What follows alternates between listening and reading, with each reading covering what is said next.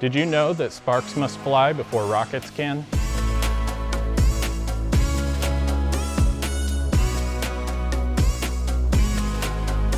Electric motors, jet engines, and rocket nozzles are commonly used in propulsion and mobility applications. They are mostly composed of round, thin-walled components.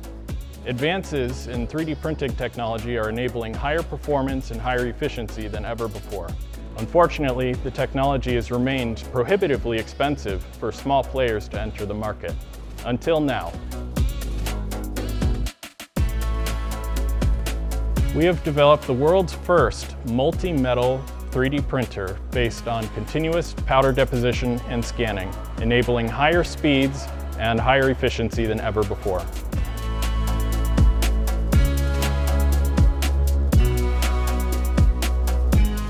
Our process increases performance and efficiency while driving down costs for production, enabling smaller players to enter the market.